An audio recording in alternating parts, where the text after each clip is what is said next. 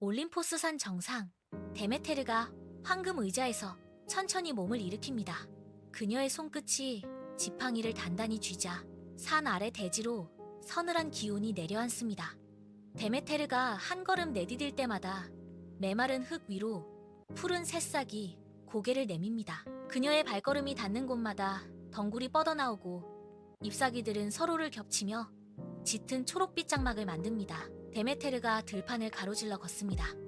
그녀가 지나간 자리마다 꽃봉오리가 일제히 터져나오며 대지를 색색의 물결로 뒤덮습니다. 바람이 불어오자 이제 막 고개를 숙이기 시작한 밀밭이 황금빛 파도를 일으킵니다. 끝없이 펼쳐진 들판 위로 햇살이 쏟아지고 알알이 맺힌 곡식들은 무게를 이기지 못한 듯 고개를 숙입니다. 데메테르는 멈춰서서 그 풍요로운 대지를 내려다봅니다. 대지는 그녀의 숨결에 맞춰 규칙적으로 팽창하고 수축합니다. 생명이 꿈틀거리는 들판 위로 새들이 날아오르고 숲에서는 짐승들이 평화롭게 풀을 뜯습니다. 모든 것이 완벽한 질서 속에 놓여 있습니다. 데메테르의 지팡이가 지면을 가볍게 두드릴 때마다 땅속 깊은 곳에서부터 새로운 생명의 에너지가 솟구쳐 올라 대지를 풍요로움으로 가득 채웁니다. 들판의 정적이 갑자기 뒤틀립니다. 꽃들이 피어있던 자리에 페르세포네의 흔적은 없습니다. 데메테르가 딸의 이름을 부르며 들판을 가로지릅니다. 그녀의 손이 허공을 훑지만 잡히는 것은 차가운 바람뿐입니다. 데메테르는 즉시 횃불 2개를 집어듭니다. 타오르는 불꽃이 어둠을 가르고 그녀는 멈추지 않고 달리기 시작합니다. 산맥을 넘고 깊은 골짜기를 지나쳐도 딸의 모습은 보이지 않습니다. 그녀는 9일 동안 단 한 번도 앉지 않았습니다. 음식도 물도 거부한 채 오직 횃불의 불빛에 의지해 흙바닥을 살핍니다. 데메테르의 발걸음은 점점 거칠어집니다. 그녀는 숲의 덤불을 헤치고 강물을 가로지르며 땅의 모든 구석을 뒤집어 엎습니다. 횃불의 불꽃이 그녀의 거친 호흡에 맞춰 격렬하게 흔들립니다. 밤이 깊어질수록 그녀의 눈은 더욱 날카롭게 지평선을 훑습니다. 딸이 사라진 그 지점부터 시작된 그녀의 추적은 멈추지 않습니다. 데메테르는 동굴의 입구를 확인하고 바위 틈새를 들여다보며 대지의 모든 생명에게 딸의 행방을 묻습니다. 아무런 대답이 돌아오지 않자 그녀는 다시 횃불을 높이 치켜들고 다음 언덕을 향해 질주합니다. 데메테르의 앞을 헬리오스가 가로막습니다. 그는 태양의 빛을 모아 지하세계의 입구를 비춥니다. 그 빛 끝에 하데스가 페르세포네를 붙잡고 어둠 속으로 사라지는 장면이 선명하게 드러납니다. 데메테르의 손에서 횃불이 바닥으로 떨어집니다. 그녀는 즉시 올림포스 산 정상으로 향합니다. 제우스의 옥좌 앞에 다다른 데메테르가 바닥을 내리치며 하데스를 처벌하라 소리칩니다. 하지만 제우스는 고개를 돌립니다. 그는 하데스의 손을 들어주며 침묵을 지킵니다. 데메테르의 눈에서 불꽃이 일렁입니다. 그녀는 제우스의 면전에서 등을 돌립니다.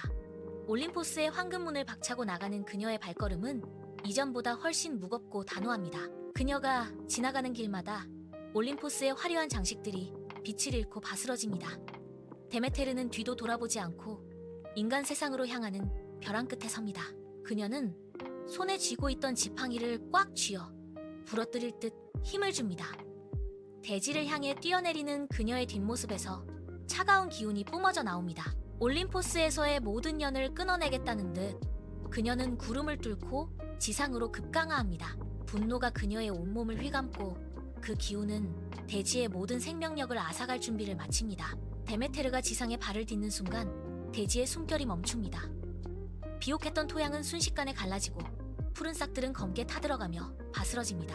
그녀가 지나간 들판마다 곡식의 이삭은 황금빛을 잃고 잿빛 먼지로 변해 바람에 흩날립니다.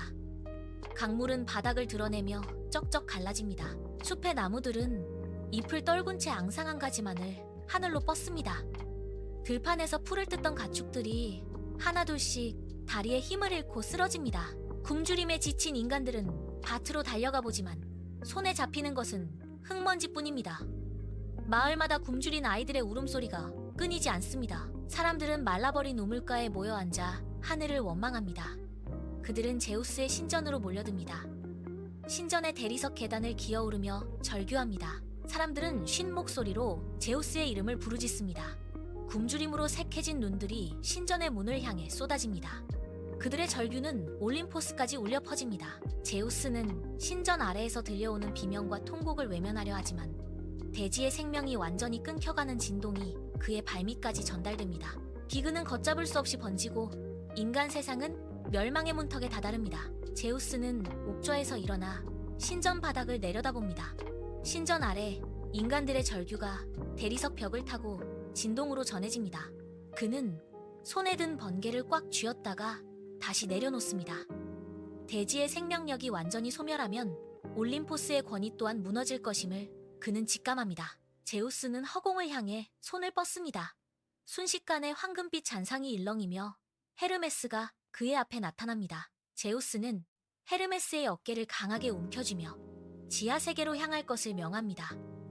그는 망설임 없이 전령의 신을 향해 손가락으로 지하의 입구를 가리킵니다. 헤르메스는 즉시 날개 달린 신발을 고쳐 신고 올림포스의 구름을 박차고 나갑니다. 그는 지상의 메마른 대지를 가로질러 어둠이 짙게 깔린 지하 세계의 입구로 급강하합니다. 헤르메스의 움직임은 바람보다 빠릅니다. 그는 지옥의 문을 거칠게 두드리며 하데스를 향해 제우스의 전령임을 알립니다. 지하 세계의 무거운 문이 삐걱거리며 열리고 헤르메스는 망설임 없이 그 틈새로 몸을 던집니다. 인간 세상의 파멸을 막기 위한 마지막 기회가 헤르메스의 발걸음을 따라 지하 깊숙한 곳으로 향합니다. 헤르메스가 도착한 지하 세계의 왕좌 앞, 공기는 차갑게 얼어붙어 있습니다.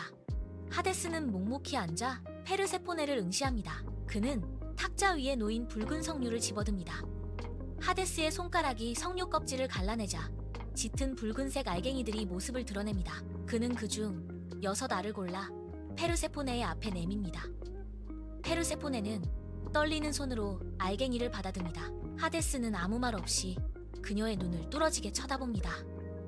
페르세포네가 첫 번째 알갱이를 입에 넣고 씹습니다. 즙이 입안으로 퍼지며 혀끝을 적십니다. 두 번째, 세 번째 알갱이가 차례로 목구멍을 넘어갑니다. 그녀가 6번째 알갱이까지 완전히 삼키는 순간 지하 세계의 바닥이 낮게 진동합니다. 페르세포네의 발밑에서 검은 그림자가 솟아올라 그녀의 발목을 휘감습니다.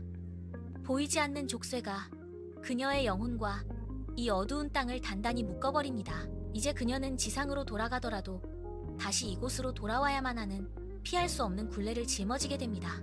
하데스는 만족스러운 듯 입가에 옅은 미소를 띠며 자리에서 일어납니다. 헤르메스는 페르세포네의 손목을 잡고 어둠이 가득한 지하 세계의 통로를 빠르게 질주합니다. 거친 바위벽을 지나 지상의 빛이 희미하게 비치는 입구로 솟구쳐 오릅니다. 눈부신 햇살이 쏟아지는 들판, 데메테르는 멈춰서서 흙먼지 날리는 대지를 내려다보고 있습니다.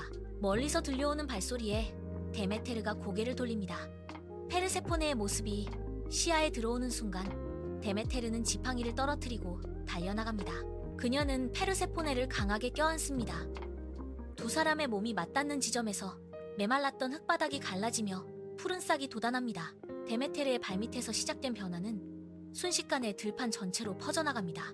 죽어있던 나뭇가지에 초록색 잎이 돋아나고 갈색으로 변했던 잔디가 생기 넘치는 연두빛으로 뒤덮입니다. 멈췄던 바람이 다시 불어오며 곡식의 줄기를 흔듭니다. 데메테르는 딸의 얼굴을 두 손으로 감싸 쥐고 확인합니다. 그녀의 손길이 닿는 곳마다 대지는 다시 숨을 쉬기 시작합니다. 굶주림에 지쳐 쓰러졌던 동물들이 고개를 들고 메마른 개울에는 다시 맑은 물이 흐르기 시작합니다. 대지는 긴 겨울의 침묵을 깨고 다시 생명의 빛을 되찾습니다. 데메테르의 품 안에서 페르세포네는 천천히 몸을 짭니다. 그녀는 굳게 담은 입술을 열어 지하 세계에서 삼켰던 6알의 석류를 이야기합니다. 데메테르의 손이 딸의 어깨에서 미끄러져 내려갑니다. 대지의 생명력을 되살리던 그녀의 손끝에서 온기가 빠져나갑니다. 지상에 머물 수 있는 시간은 1년 중 8달 뿐입니다. 나머지 넉 달은 다시 지하의 어둠 속으로 돌아가야 한다는 가혹한 운명이 두 사람 사이를 가로막습니다. 데메테르는 고개를 떨구고 발밑에 흙을 움켜댑니다. 그녀의 손가락 사이로 마른 흙이 흘러내립니다. 페르세포네는 어머니의 손을 맞잡고 묵묵히 고개를 끄덕입니다. 거부할 수 없는 약속이 두 사람의 발목을 묶습니다. 데메테르는 딸을 다시 놓아주어야 한다는 사실을 깨닫고 굳어버린 대지 위에서 깊은 숨을 내뱉습니다. 이제 기쁨은 짧은 유예일 뿐입니다. 두 사람은 서로의 손을 놓지 않은 채 다가올 이별의 시간을 향해 천천히 걸음을 옮깁니다. 대지는 그들의 침묵을 따라 서서히 빛을 잃어가며 다가올 계절의 변화를 준비합니다. 페르세포네가 지하로 내려가는 날, 데메테르는 대지의 생명력을 거두어들입니다. 나뭇잎은 갈색으로 변해 바닥으로 떨어지고 들판의 곡식은 줄기만 남긴 채 고개를 숙입니다. 대지는 차가운 침묵 속에 잠깁니다. 다시 페르세포네가 지상으로 올라오는 날, 데메테르는 굳었던 땅을 갈아엎고 씨앗을 뿌립니다. 그녀는 인간들에게 쟁기를 잡는 법과 수확의 시기를 가르칩니다. 데메테르의 손길을 따라 대지는 다시 푸른 싹을 틔우고 여름의 태양 아래 곡식은 알알이 연그러갑니다. 계절은 그렇게 멈추지 않고 순환합니다. 데메테르는 이제 들판 가장자리에 서서 끝없이 펼쳐진 황금빛 밀밭을 내려다봅니다.